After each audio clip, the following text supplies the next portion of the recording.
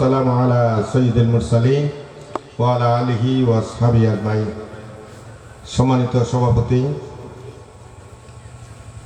মঞ্চে আমি এরকম মুখোমুখি কোনো সময় সাক্ষাৎ হয় না কবি বিন সামাদ সাহেবকে অনেকবার ভিডিওতে দেখেছি। ওনার বিশেষ করে তির্যক সমালোচনামূলক যে ভিডিওগুলো ওগুলো খুব উপভোগ করি।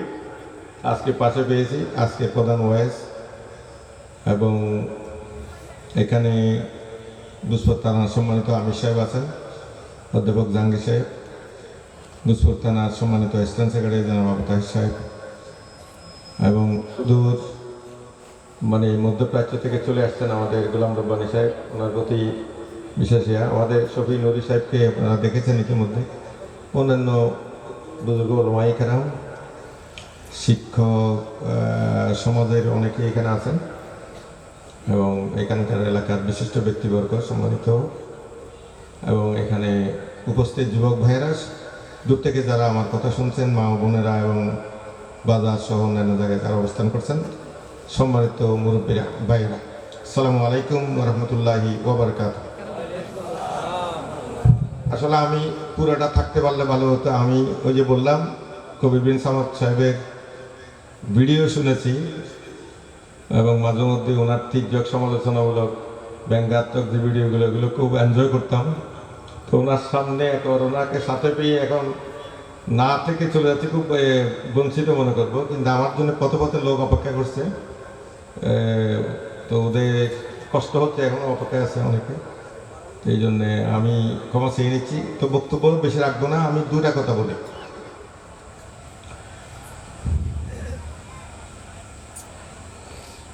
এটা তো অনলাইনে যাচ্ছে, এরা যাচ্ছে না? আচ্ছা, আমরা একটা সংকট কাটিয়ে আসছি।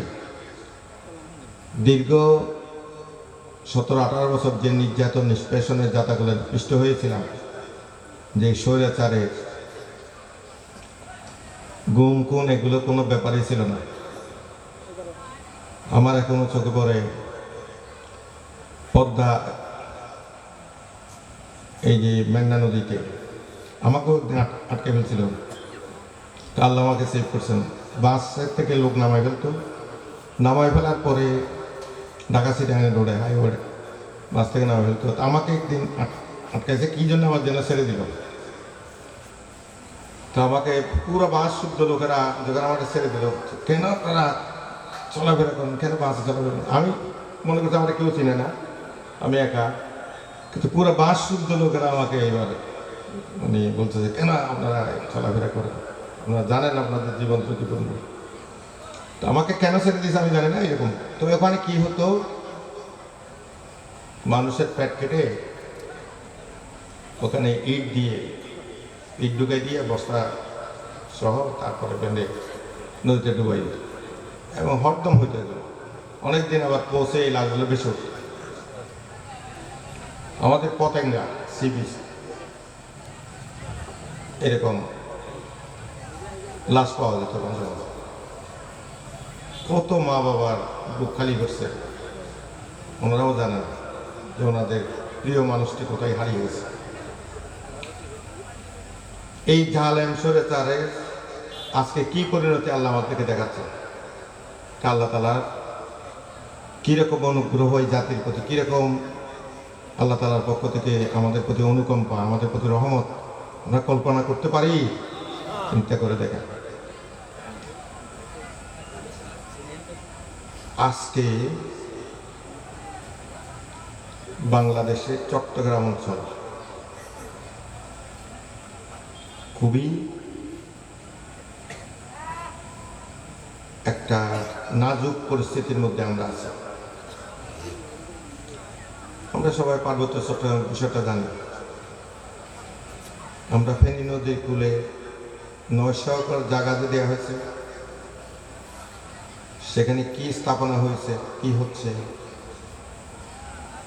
আন্তর্জাতিক চুক্তি সহজে বাতিল করা যায় না। এইটার কারণে ফেনী নদীর এপার ওপার বিভক্ত হয়ে যদি চট্টগ্রাম পোর্ট দখল করার জন্য কেউ পরিকল্পনা করে কোনো শক্তি,